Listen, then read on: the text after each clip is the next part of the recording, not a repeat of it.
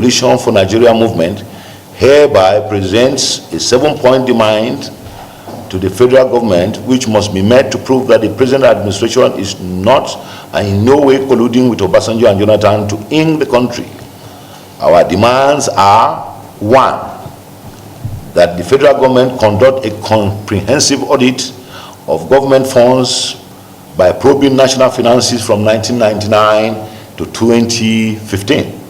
This probe should be with a view to unravel the mysteries surrounding the loss of Nigeria's resources, which has become imperative to unveil the true identities of those who stole Nigeria blind, but are today parading as elder statesmen. 2, that anyone indicted by the aforementioned investigation should be made to stand trial and handed the stiffest punishment applicable where they are convicted. This is to serve as deterrence to those that think they can loot the treasury and then assume the roles of critics in order to evade justice. 3, that the federal government as in another phase of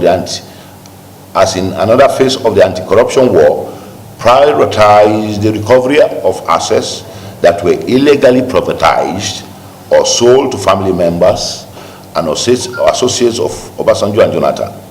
In addition to recovering said assets, government should open corruption probe and trials of those that took part in this heinous crime against Nigeria. 4, that the nation's anti-graft agencies should get a marching order to trace foreign assets that were illegally acquired using looted funds, using international collaboration platform that exists for this purpose.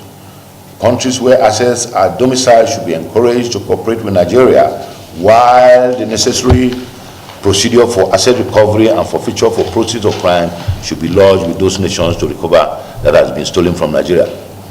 5, that henceforth and seriously, Nigerians should declare former President Obasanjo and Goodluck Jonathan as personal non gratas and not accord either of them any respect either in public places as former presidents or elder statesmen.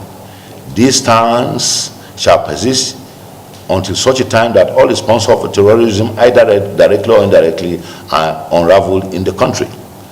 6, that the federal government should henceforth not extend any invitation to state functions to any of either Obasanjo or Goodluck for using their position in the past to enrich themselves and families to the detriment of the common masses of our beloved country.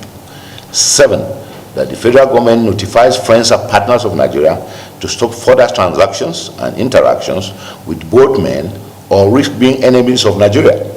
Countries that continue to hobnob with either men will have proven that they are the international components that are fanning the embers of security breaches in Nigeria.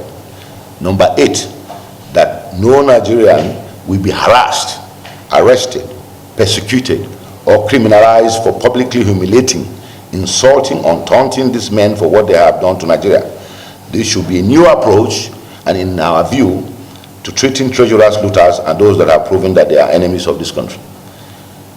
The Coalition for Nigeria movement will not stop at just making these demands.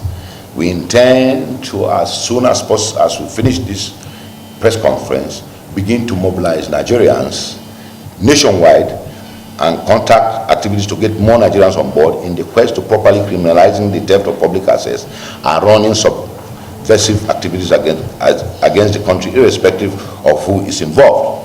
We shall also be mobilizing Nigerians to join us in piling pressure on the government of the day not to shy away from its responsibility of defending Nigeria's democracy against subversive past leaders.